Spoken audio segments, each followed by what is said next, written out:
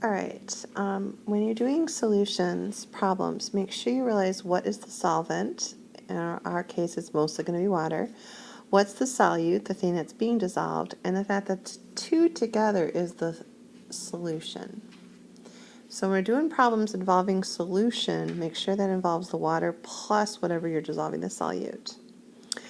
For solubility, like dissolves like, and so polar solvents like water dissolve polar and ionic solutes. So for instance, a polar solute might be methanol with an OH bond here, that's polar. So water would dissolve methanol. Ionics, it will also dissolve because of the +1 and the -1, or plus whatever and minus whatever. And they basically break up, water breaks up, and then the NaCl breaks up, and then the sodium will bond to, +1 will bond to the oxygen, which is a little bit negative, and the chlorine, which is a little bit negative, will bond to the hydrogens, which are a little bit positive. And so that's how they're going to dissolve. Polar will dissolve polar and ionic. And then also, as you go down here, you can see that nonpolar would dissolve nonpolar. So oil and grease, you know, if you just put them in water, that's not going to get the oil and grease off. You have to maybe put it in something like turpentine. Usually soap's a little easier though. All right, solution composition, saturated, unsaturated, supersaturated. You should look up a YouTube video on a supersaturated solution. It's a very unstable situation. What happens is you get the water really hot, put a whole lot of solute in there, and then you just very gently cool it down. Don't jiggle it, don't add anything else to it, and it will come down to a temperature that really is very unstable. It can't hold that much solute, and then you just jiggle it a little bit or add a little crystal, and then it all comes out. So definitely Google that or YouTube it. Okay, some factors that affect the rate or how fast things are going. All right, the big thing here is how we're going to measure solution concentration. And the ones that we're going to look at are mass percent and molarity. Now, we're not going to look at molality because that's only used in colligative properties. Definitely should read that in the book. There will be a test question on it. Adding a solute to a solvent will lower the freezing point and raise the boiling point. So if you add something to pure water, it will freeze lower than 0 degrees Celsius and boil higher than 100 degrees Celsius. All right, mass percent, you're going to take the mass of the solute and you're going to put it over the mass of the solution. But remember that that is solvent plus solute. So here I've got 100 grams of water. Well, that's not the solution.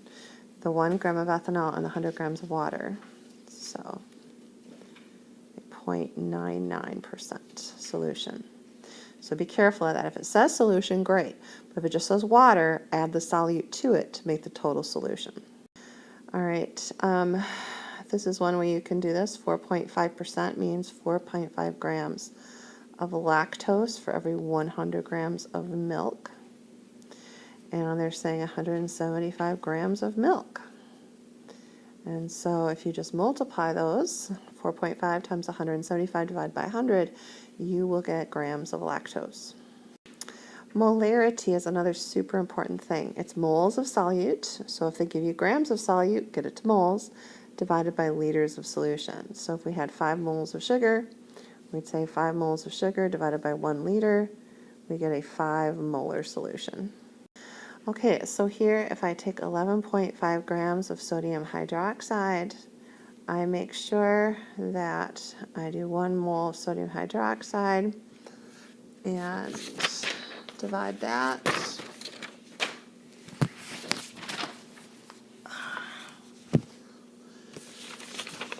That's 40 grams. So if I do 11.5 grams divided by 40 grams, you should get 0.2875 moles, and then to create a molarity, I'm going to have to divide by 1.5 liters, and that will give you a 0.192 molar solution. Make sure you put the big M there.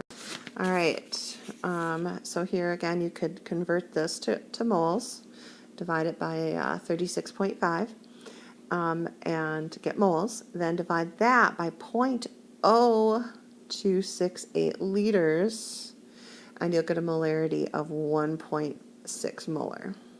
Check it out.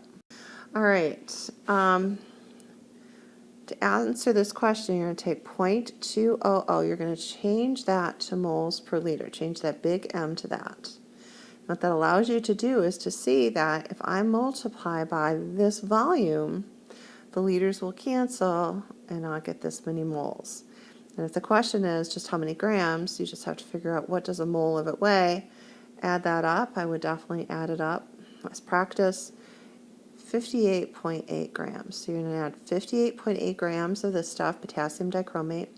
You're going to put it in some water, bring it up to 1 liter total, and you will have that concentration. All right, big picture thing here. If this breaks up, that's how it's going to break up. So in example 3, we had the potassium dichromate was a 0.2 molar solution.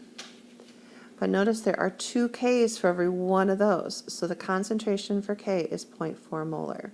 It's like, if you had 20 people in a room, the concentration would be 20 people. What would the concentration of I's be? The I's, every person has 2 I's, and so the concentration would be 40 I's per room. Potassium, the dichromate, there's just 1 dichromate, so its concentration is 0.2 molar. It's like saying, okay, there are 20 people in a room. How many noses are there? Well, there's 1 nose per person, so 0.2 molar, same concentration. Okay, you should check these out and make sure that you have the right answers. Here you should get 0.144 molar. Here you should get 13.45 grams, and this last one you should get, for copper plus 2, you should have a 0.2 molar, and for Cl minus 1, there are 2 of those, so 0.4 molar. Dilution. Dilution is when you have a concentration of one thing and you need a more dilute or less concentrated thing of the same substance. So you're going to take some sort of stock solution and dilute it down. We're going to use molarity of the first thing, more concentrated one usually, times the volume of that first thing. It's going to equal the second more dilute concentration and how much volume-wise. So I said how many mils, let's do that differently. Let's just do M1V1. So M1 is 8 molar. How many mils? We don't know. But we do know we want to make 2 molar, so we want to dilute that quite a bit down. And we're told we need 60 mils of that. And so V1 is 15 mils. Now, be careful of this. What I'm saying is I'm going to take 15 mils of this 8 molar. Okay?